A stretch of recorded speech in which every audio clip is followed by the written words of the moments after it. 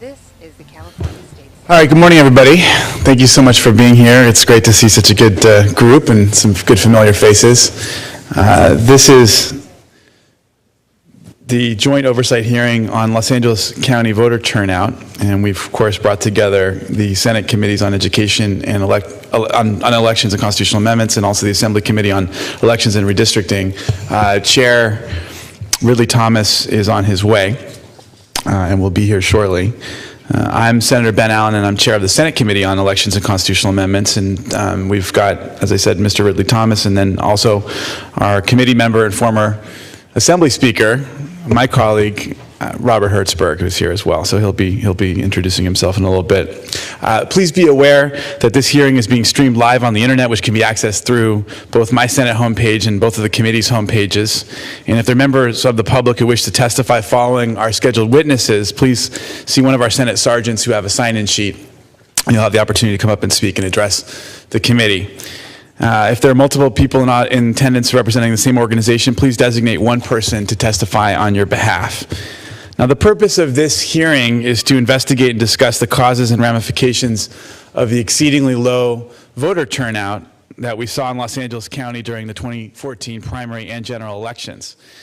Now, while turnout throughout the state was historically low, LA County was last, dead last, among all California counties, all 58 California counties, in terms of registered voters who participated.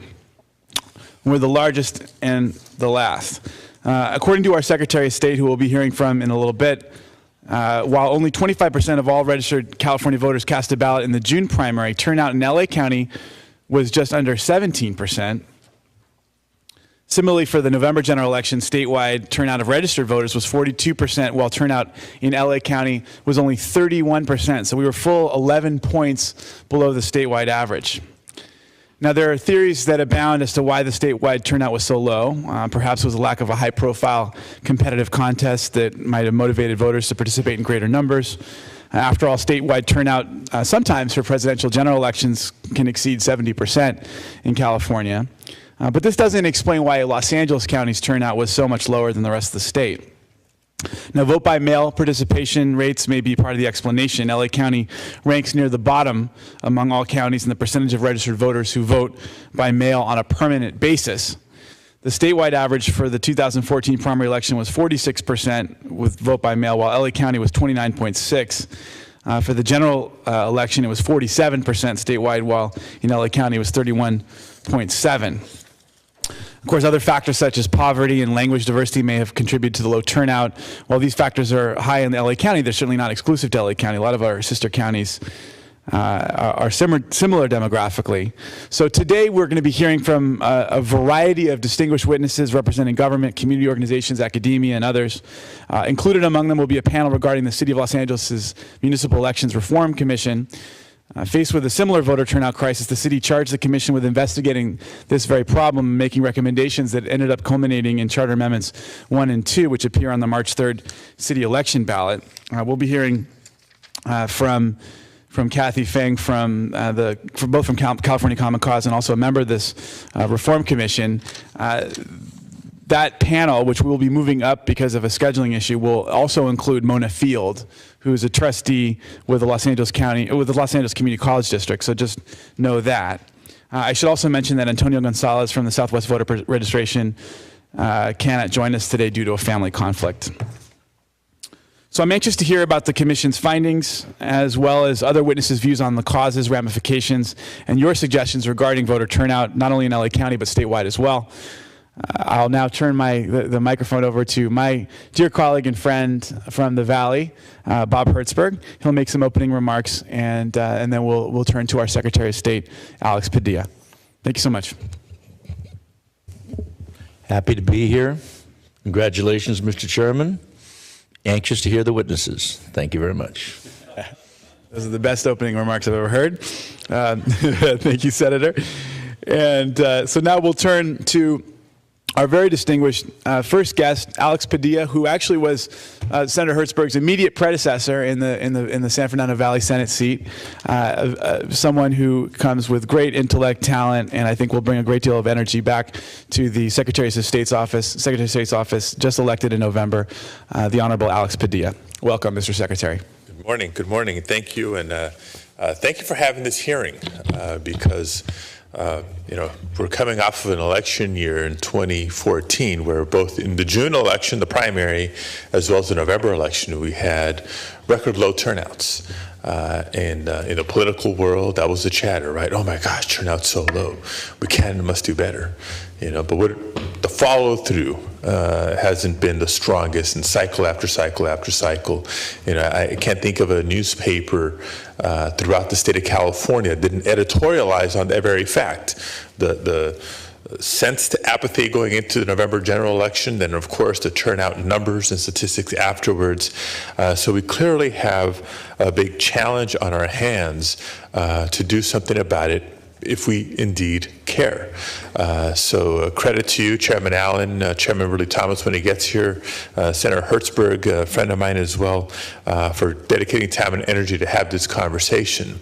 It's going to sound a little Pollyannish, but I'm still a believer, and I believe you are too, when we say to the general public, to our constituents, voting is so darn important, and voter participation, civic participation is really the heartbeat of our democracy.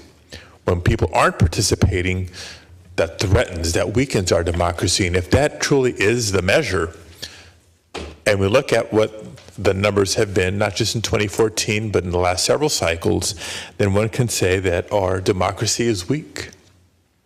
But we know that it can be strong again, and it should be strong again, but it's going to take a collective effort to turn the corner. In the work that I've done over the last several years, and certainly as we're trying to put specific plans together here in my new capacity as Secretary of State, we can't help but start at what research has been done already on why the people who don't vote, who are probably eligible or who are eligible, why is it that they don't vote? And in study after study that I've seen, research that I've seen, there's a number of reasons, but the two that keep rising to the top are, number one, believe it or not, some people don't realize that it's election day when it's election day. And as hard as that may be to believe for folks like you and I, because we live and breathe this stuff, if you've walked precincts like I have, and phone bank like I have, and seen people in the eye like I have, yes, it is believable. There are folks out there that despite all the campaign ads on television, despite the radio, despite the newspaper, despite the mail in the mailbox, and despite the emails that we send and whatnot, there are still people who don't realize an election is coming up. They're clearly watching a different channel or a different program. They're maybe clearly not reading the mail that's sent. They're not really receiving the message or the strategies that campaigns tend to send out because of the way that it's sent out. So again, we've got to think more creatively on how we reach either the unregistered to register or the registered but not voting to actually cast a ballot.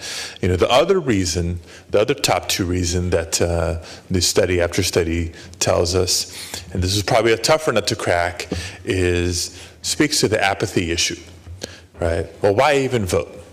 Does my vote even matter? Will it make a difference? And cycle after cycle, we've seen the disturbing trend that participation is going down, with one notable exception in the last decade. And that was 2008. There was a candidate by the name of Barack Obama running for president, whose candidacy really inspired a lot of people to turn out and vote in what was truly a historic election for our country. So the participation rate in that particular cycle went up. And if we look at that as a piece of research to glean from, then we can say the answer is real simple. Chairman Ridley Thomas is going to introduce a bill that every candidate has to be inspiring.